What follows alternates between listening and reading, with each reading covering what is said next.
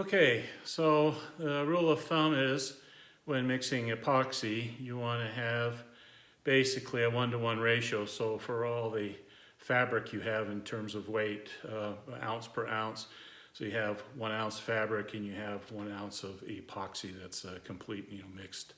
So I'm going to try that. I haven't done that before, and you want to have a little bit more epoxy than just the fabric itself. Otherwise, you'll run a little bit short and then have to do another batch. You really don't want to have to do that. So I'm going to turn on my scale, and I'm going to bring over all 4 layers and just lay it on here. Let's see how many ounces we have. So since I have it kind of stabilized, so it's 5.96 ounces, so we'll call it 6 ounces. And we maybe want 10% over, something like that. We know we want more than 6 ounces, so that's where we'll go. Okay, so I'm just using these small cups, and they're good enough for small layups. So I'm using the 820 resin that comes from Solar Composites. Is it the best? I don't know. But the ratio of mixture for this and the hardener that I have, I got the really slow hardener, which is the 824. And for the 824, you have a by weight, it's 100 to 18 ratio, 100 parts to 18 parts. So, so what I do now is I put my cup on there, and that's 0.21 ounces, so I tare that. And now I can start putting in my resin. This stuff likes to squirt out, so I'm just gonna go ahead and put several squirts in here, and we'll see roughly where we're at here. Okay, so that's only 1.2 ounces, so I gotta go quite a ways to get to the 6 ounces.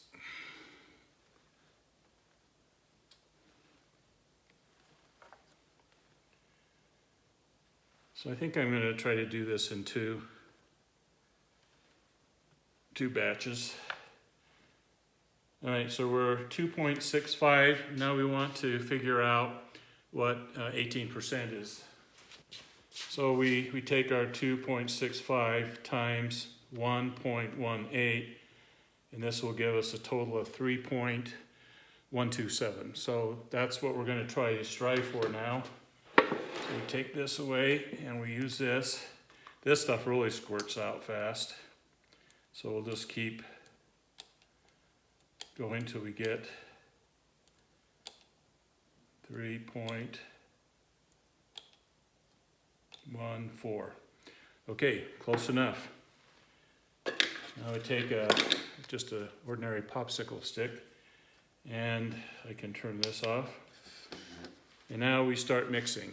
And this is important that you take the proper time to mix this thoroughly. Make sure you get into the edges. And they're saying you ought to take upwards of 5 minutes.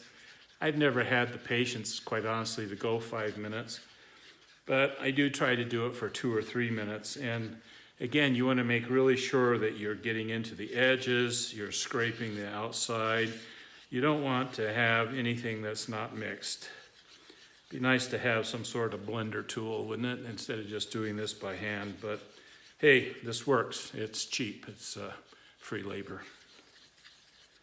So I'm just going to mix this here. I'm not going to bore you with that, and we'll cut straight to starting our layups. Okay, so it's been several minutes now, and you can see something's changed a little bit here. I've got black nitrile gloves on. This is really great. That way you don't have to use harsh chemicals on your skin when it comes time to clean up. These things have been really good. They're very economical, and it's no big deal to just throw them away. Buy a box for $5 to $7, depending on where you get it, and it really works really good. So some people also like to wear some sort of ventilation mask or some sort of mask that keeps some of the chemicals out. I've never done that. I guess when I started building model airplanes and sniffing glue, not deliberately, but just when I was building my models, it seems to have never affected me. But maybe it has. My teeth are falling out, my hair is falling out, so maybe it had something to do with it. But no brain, no pain. Maybe I haven't learned my lesson, so I'm still not using any kind of respirator. I don't find the fumes bad at all. However, it drives my wife nuts, and some of it kind of goes out the garage into the house, and I get in a little bit of trouble now and then. But for the most part, I'm pretty good. So, all right, so we're ready to go. So I've got a little spreader right here, and excuse me, and a brush. And so what we're going to do now is we're just going to start pouring some of this out on here. And we'll take the spreader and we'll just kind of spread it right along to the outside edges of the area that we're trying to wet. You don't have to worry about, if you're in a real weight critical situation, you have to get really careful with all of this, but you can wipe off a lot of the excess epoxy. I like starting out with a pretty wet layer to begin with. Just makes things a little bit easier as you transition from one to the other. If you starve the first one, it's kind of hard to catch up with it. So, okay, so we got the first layer down. I'll just kind of sop up some of this extra, put it back in there. It's precious, expensive stuff.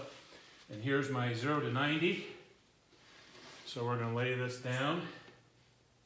Keep the weave nice and straight.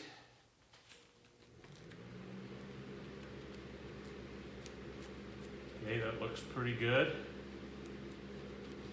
And now we can come back with our spreader and we just start wetting it out. The one thing I found with carbon fiber that I didn't have a problem with on fiberglass is it's a lot harder to see where it's actually wetted out.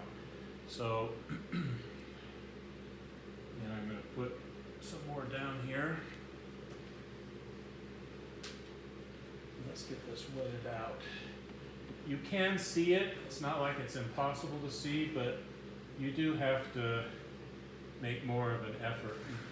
If you could just see myself now, I've got this stuff just all over my hands already. Didn't take very long.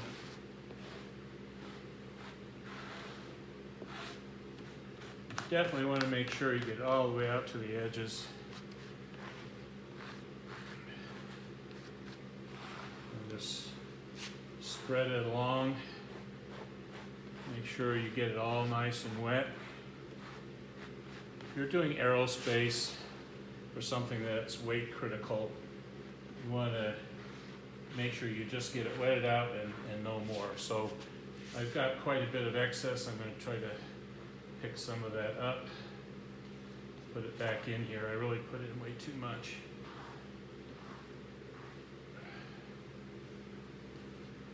It's going to be kind of hard to pick all that up with that. So I'll do it with the brush. Okay. And I've got a nice mess going on here, so I'm going to get me a paper towel real quick. Excuse me. Paper towel. Oh, over here. So keep your paper towels close at hand. It'll help you to kind of keep things in check as things get messy. Clean this up just a little bit. I really don't like to have messy hands when I'm working with this stuff. All right, so first layer looks pretty darn good. Got it all nice and wetted out. Not too much excess. All right, I've got the next one, which is my 45-degree angle. So I can come down, put that in there, lay it down, get it nice and straight. That's the beauty of having this tape on the edge here. You can really pick it up and work with it and get it nice and straight. Boy, if you didn't have that tape on it, it gets to be a real mess. See how nice that lay down? And you got preserve the integrity of the weave. So it's going perfectly to plan. So I can soften up some of the extra right now with this.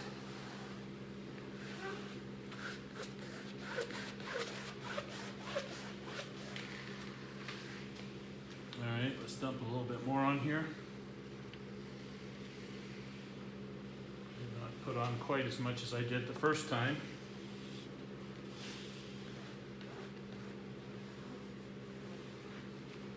Again, make sure you get out to the edges.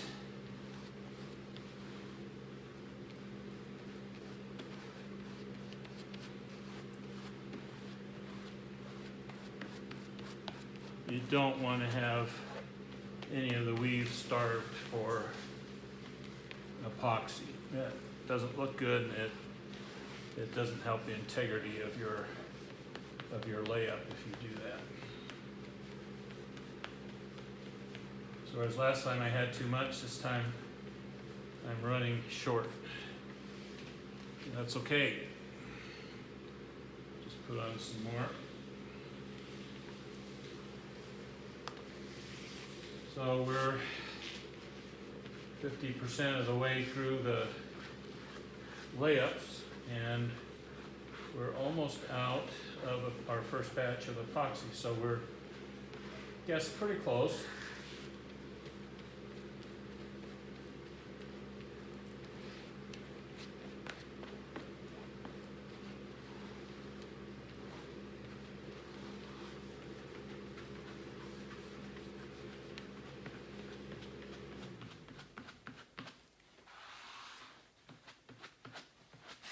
Yeah, this gets where it's kind of hard to tell. Do I have epoxy down in there? Probably if I had a shop light right overhead here, I'd be able to see that just a little bit better. But what's so nice about this is that weave is not getting disturbed or interrupted at all. It's just staying right where it needs to be. And since I have the really slow drying epoxy, I really don't have to worry too much about being in a super big hurry. This stuff isn't gonna set up for a long time anyway. I think I'm a little starved there.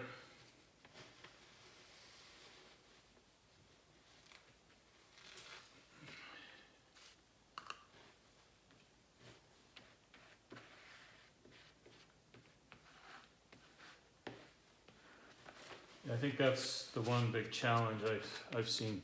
When you're using fiberglass, man, you can it's just so obvious what parts are wet and that you've got good coverage.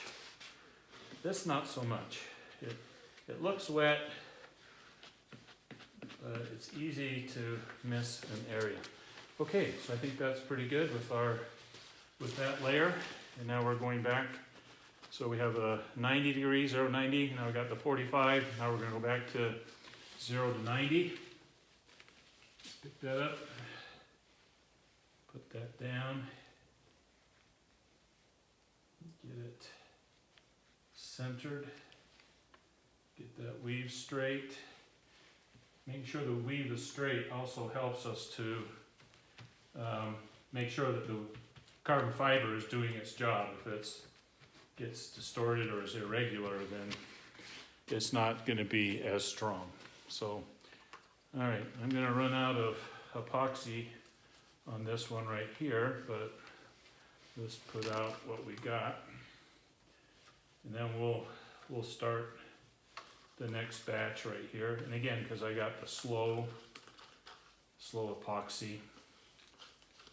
The nice thing is I can use, because I can tear everything, I can use the same cup if I want to. But since I had sticky hands and everything, I'm just gonna use a new cup. They're cheap anyway. And so let's get this started to wet out a little bit here.